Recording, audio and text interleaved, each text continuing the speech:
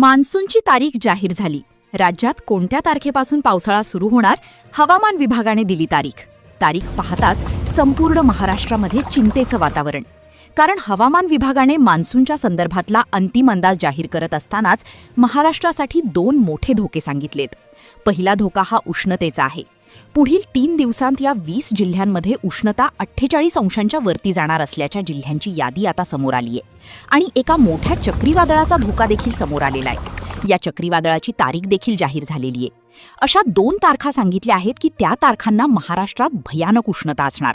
तसेच मान्सूनची तारीख कोणती आहे, कोणत्या तारखेला पावसाळा सुरू होणार, कोणत्या जिल्ह्यात किती टक्के पाऊस आणि कुठे सर्वात कमी पाऊस, याची सगळी सविस्तर माहिती आता आलेली आहे. पहा, यावर्षी परिस्थिती भयानक आहे.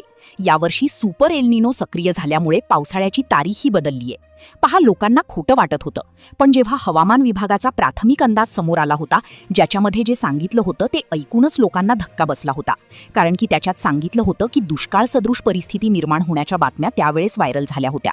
पण त्यावेळेस तो प्राथमिक अंदाज होता. पण अखेर तो फायनल अंदाज आला आणि त्या अंदाजात पावसाचे सगळे चित्र समोर आले.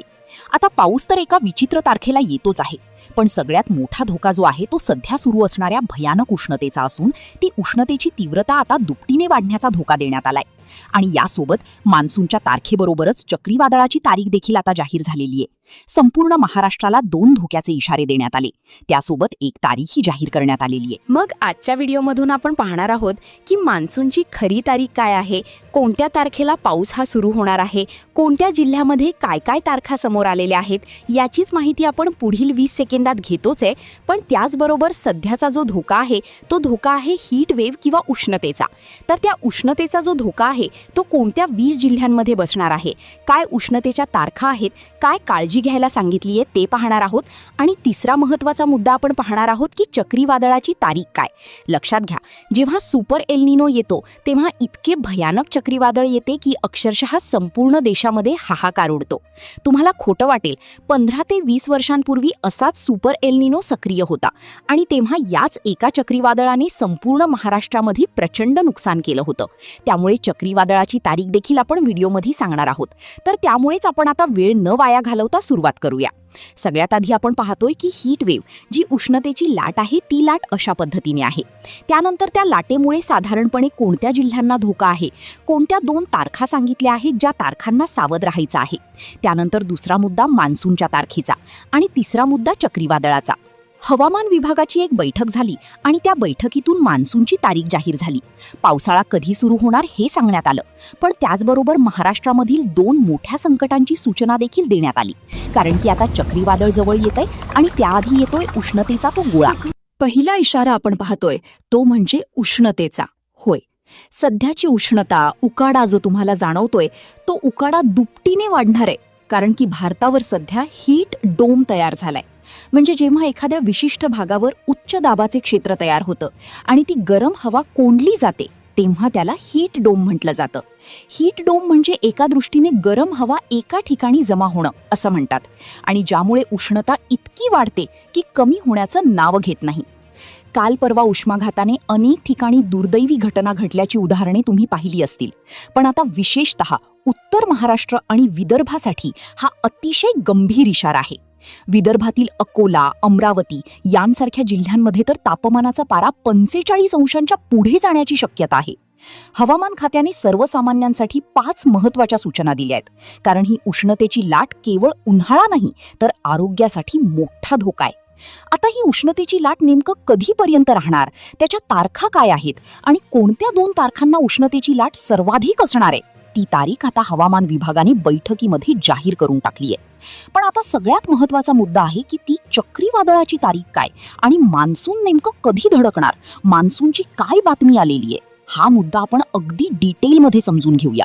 कारण की मान्सूनचा फायनल अंदाज देतानाच त्या मान्सूनच्या शेवटच्या फोटोमध्ये तो चक्रीवादळाचा भयानक राक्षस दिसलाय. आणि ते चक्रीवादळ साधं सुद्धा नाहीये. 120 किलोमीटर प्रति तास इतक्या वेगाने महाराष्ट्राकडे धडकतंय. त्यामुळे ते फक्त पाऊस घेऊन येणार नाही तर त्याच्या मागून प्रचंड वाऱ्याचा वेग इतका घेऊन येईल की सगळीकडे अक्षरशः हाहाकार उडणार आहे.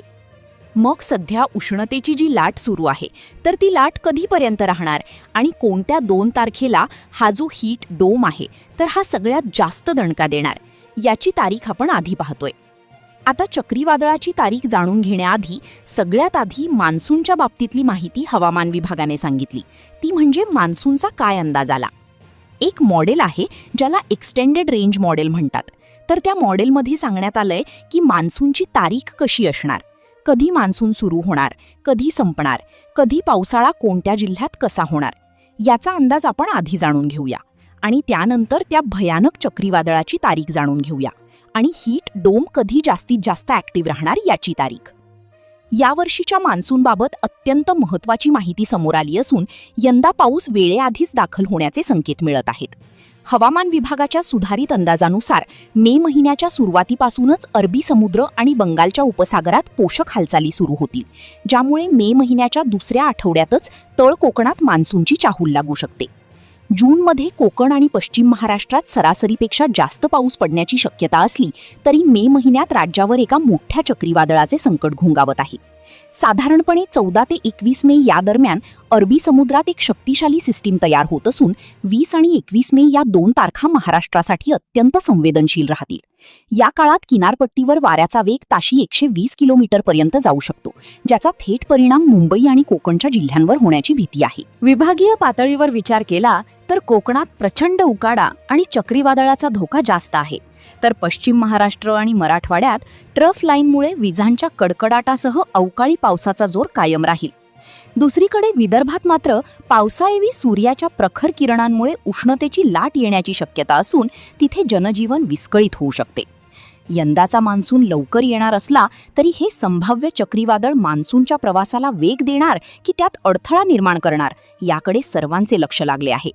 नागरिकांनी आणि विशेषतः शेतकऱ्यांनी या बदलत्या हवामानाचा अंदाज घेऊन सतर्क राहणे गरजेचे आहे. आतापर्यंत आपण हवामान विभागाने दिलेली तांत्रिक माहिती आणि अंदाज तारखा पाहिला, पण एक गोष्ट लक्षात घ्या, निसर्ग हा आपल्या हातामध्ये नसतो. हवामान विभागाने दिलेले अंदाज म्हणजे एक शक्यता आहे, म्हणूनच आपण ही माहिती तुमच्यापर्यंत पोहोचवतो जेणेकरून तुम्ही सतर्क राहावं. आता मला तुम्हाला सर्वांना एक प्रश्न विचारायचा आहे, तुम्ही सध्या व्हिडिओ महाराष्ट्राच्या कोणत्या जिल्ह्यातून आणि गावातून पाहतात? तुमच्या भागात सध्या उन्हाची तीव्रता किती आहे आणि तुम्हाला किती पावसाची काही चिन्ह दिसतात का? तुमच्या जिल्ह्याचे नाव कमेंट्स करून नक्की सांगा, कारण तुमच्या कमेंट्समुळे आम्हाला त्या त्या भागातील ग्राउंड रिपोर्ट समजायला मदत होते. बघा, आपण व्हिडिओत पाहिलं की सुपर एल निनोमुळे हीट डोममुळे परिस्थिती थोडी गंभीर वाटते, पण ही केवळ शक्यता आहे. अनेकदा असं होतं की चक्रीवादळाच्या दिशेत शेवटच्या क्षणी बदल होतो आणि संकट टळतं, त्यामुळे घाबरून जायचं कारण नाही, फक्त सावध राहणं गरजेचं आहे.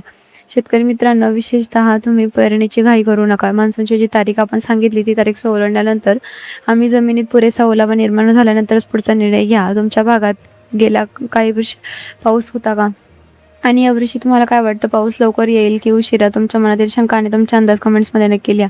आम्ही प्रत्येक कमेंट्स वाचतो आणि आधारित व्हिडिओ बनवतो. विदर्भ आणि उत्तर महाराष्ट्र 45 ते 48 अंशाची जी शक्यता वर्तवण्यात आली आहे ती खरं चिंताजनक आहे. तुम्ही दुपारी 12 ते 4 या वेळेत काम टाळणं हा सध्या सर्वात उत्तम उपाय आहे. एक छोटीशी विनंती, या कडक उन्हात आपल्या मुख्य प्राण्यांसाठी, पक्ष्यांसाठी घराबाहेर आणि गच्चीवर पाण्याच्या कुंड्या नक्की ठेवा. हा व्हिडिओ जास्तीत जास्त लोकांपर्यंत शेअर करा जेणेकरून त्यांनाही संभाव्य धोक्याची कल्पना आहे. तर मित्रांनो, मान्सूनच्या तारखा, चक्रीवादळाचा वेग आणि उष्णतेची लाट याबद्दलची ही सविस्तर माहिती तुम्हाला कशी वाटली? तुम्ही माहिती, अंदाज आणि शक्यता यावर आधारित आहे, त्यामुळे दुर्गत घोषणांकडेही लक्ष ठेवा. जर तुम्हाला हा प्रश्न आवडला असेल, प्रयत्न आवडला असेल तर व्हिडिओला लाईक करा आणि अशाच हवामान अपडेटसाठी आपल्या चॅनलला सबस्क्राईब करायला विसरू नका. एकच तुमचं सबस्क्राईब आणि एक कमेंट्स आम्हाला पुढे माहिती शोधण्यासाठी खूप प्रोत्साहन देते. पुन्हा भेटूया अशाच एका महत्त्वाच्या अपडेटसह. तोपर्यंत स्वतःची आणि कुटुंबाची काळजी घ्या. धन्यवाद.